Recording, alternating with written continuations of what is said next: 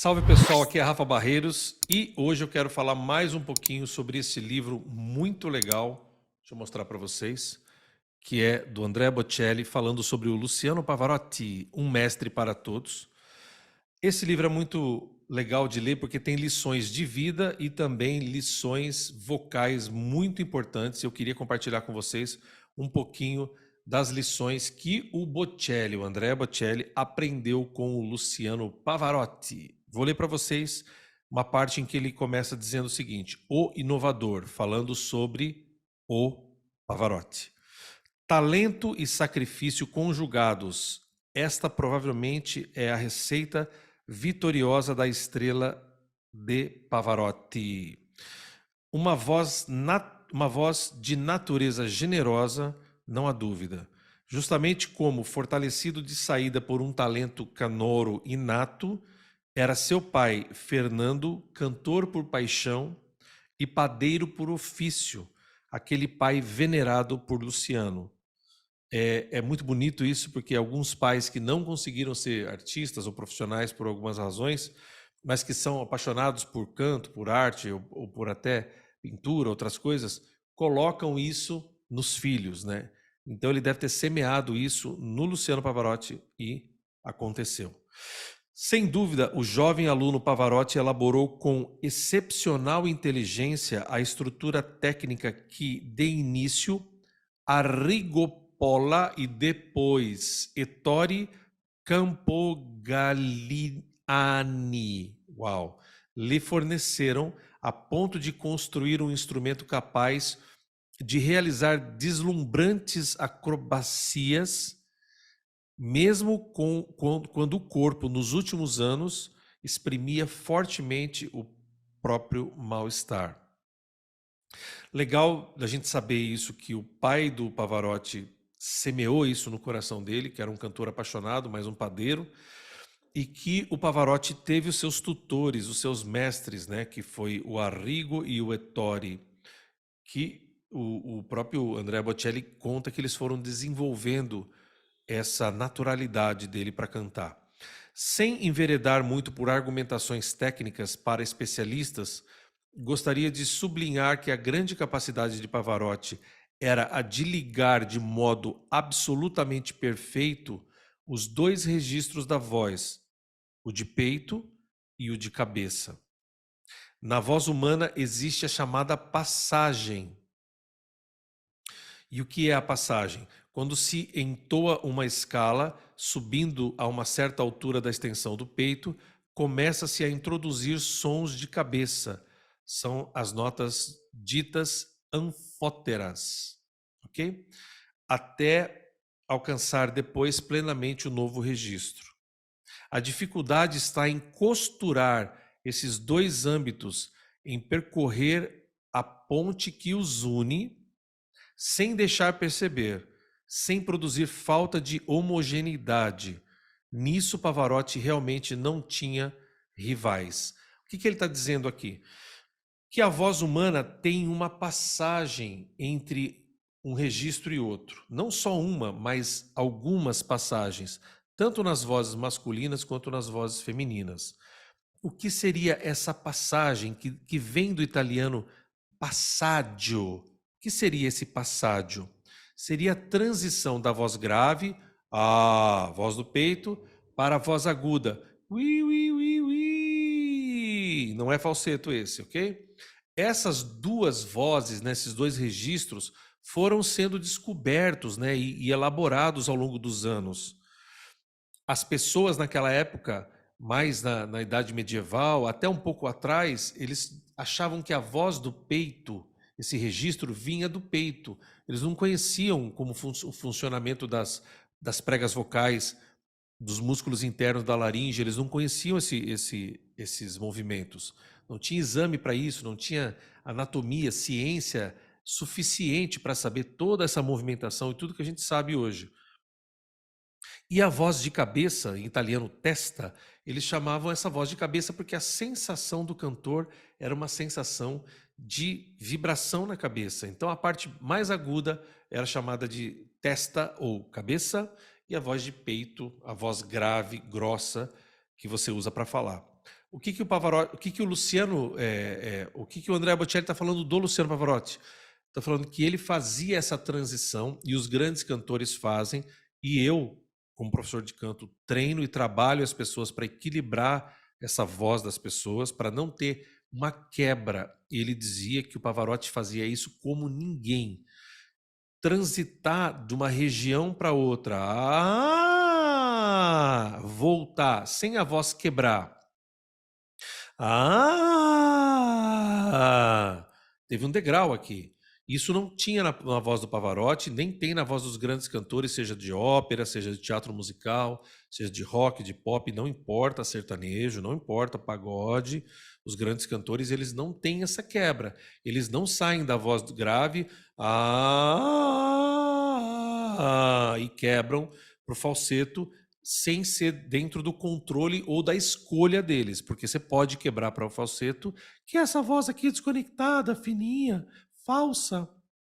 Falseto vem do italiano de falsear, de você fingir, porque eles tinham que cantar com essa voz mais fina para atingir a voz das mulheres, porque não era permitido pela igreja que as mulheres atuassem, cantassem. Então os homens faziam essa voz mais fina, cantando as notas fininhas. Esse falseto, ele não pode aparecer na transição, na passagem vocal. Mais uma vez, se você está transitando daqui, da voz grave, grossa, para cima, a voz fina, aguda, você não pode.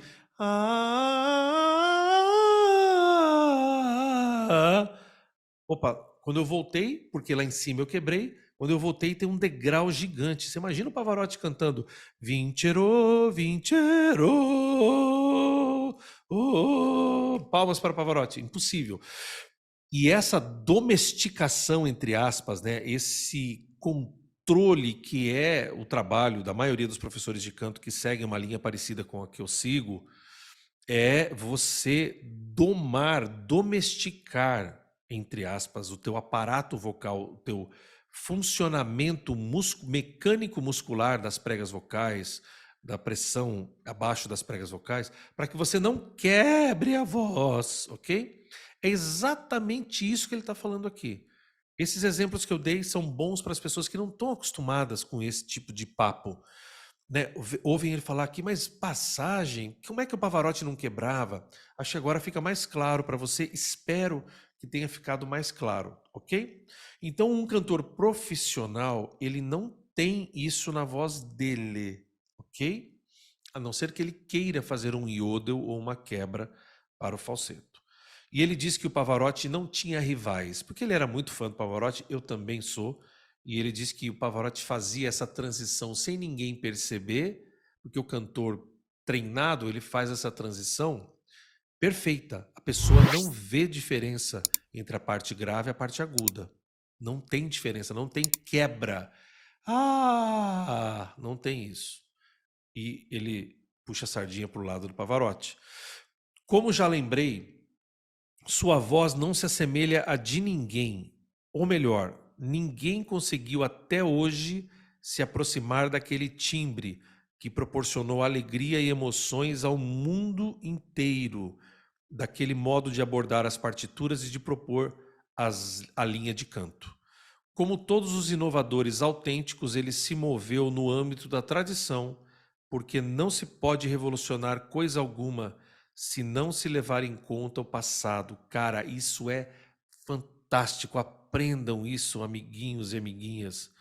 Isso é muito valioso. Eu conheço uma frase, não sei de quem é exatamente essa frase, mas é que hoje é mais ou menos essa frase é mais ou menos assim: hoje eu consigo ver o que está à frente de mim, lá na frente, eu só consigo enxergar à frente porque eu estou em pé nos ombros dos gigantes que vieram no passado. Isso é maravilhoso. Quem não consegue ver as obras do passado, os grandes pensadores, cientistas, filósofos, teólogos, cantores, né, escritores, etc., quem despreza isso é por uma pura ignorância. Hoje, Rafa, a gente tem o Chat GPT. legal, maravilhoso, todo mundo está usando, todo mundo vai usar. Mas essa grandiosidade da mente humana que fez o chat GPT, né? Chat, tudo quanto é tipo. Hoje tem 200 milhões de inteligência, de chats de inteligência artificial aparecendo aí. Só vai aumentar. Mas a gente só consegue ser grande se a gente não menosprezar os grandes mestres do passado.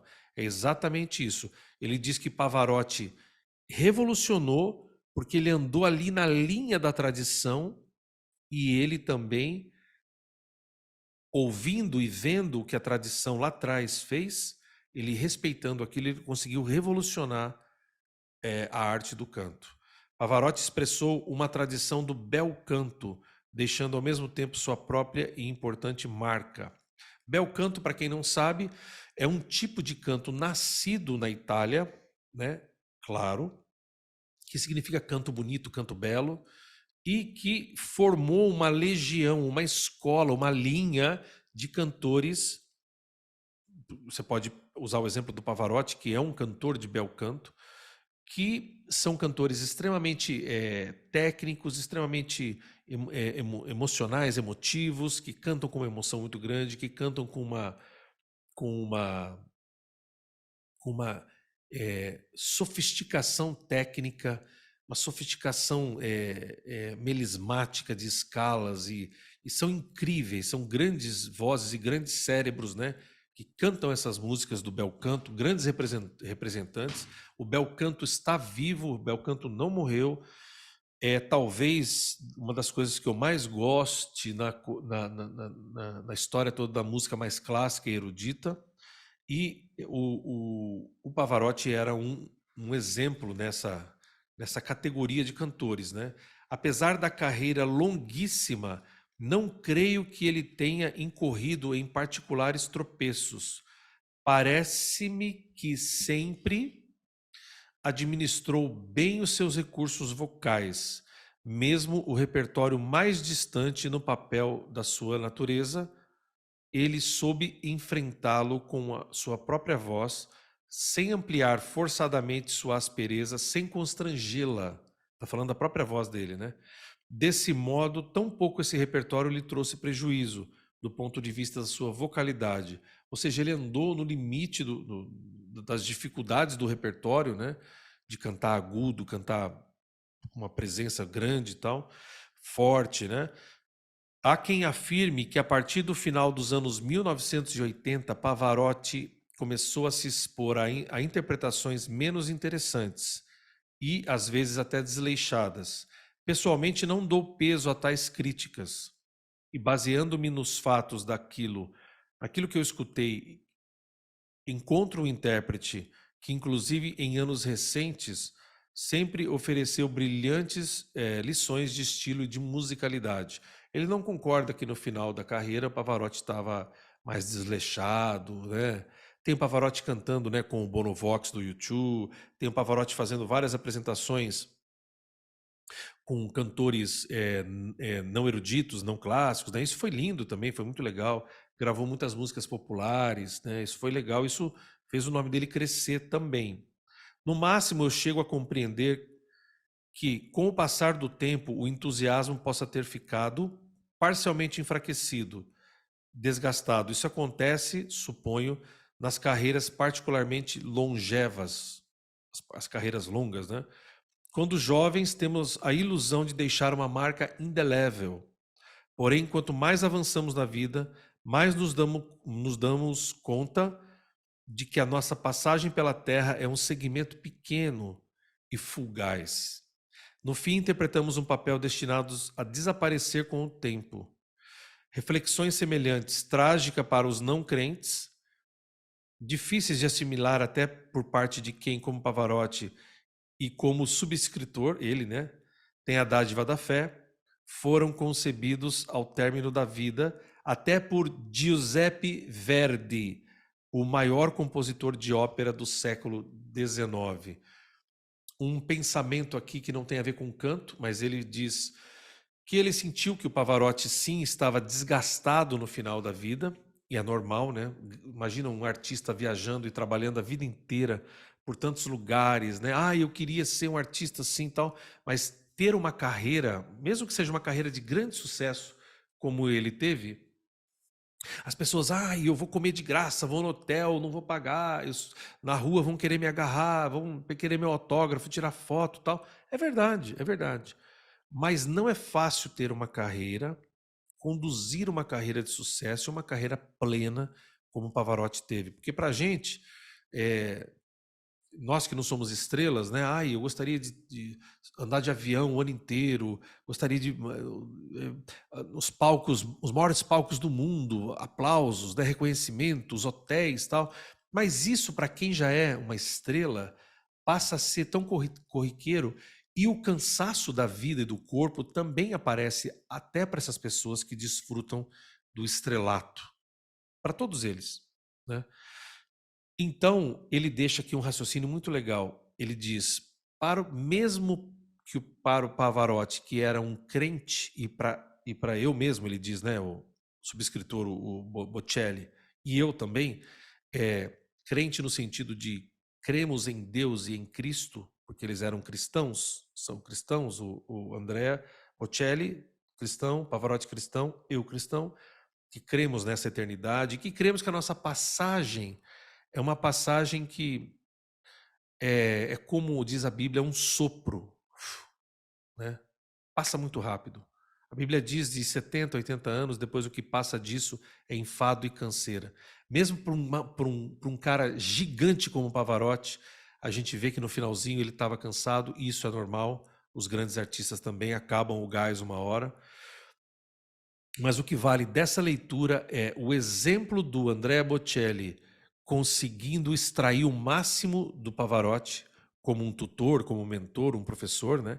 Não só no sentido do canto, das técnicas, do repertório, mas no sentido da história da vida, da persistência da carreira, da perfeição, né, do Pavarotti em fazer as coisas muito bem e ser um grande representante do bel canto, como foi, e considero também o Bocelli um ótimo, excelente cantor do bel canto italiano, e vivam os italianos, sempre.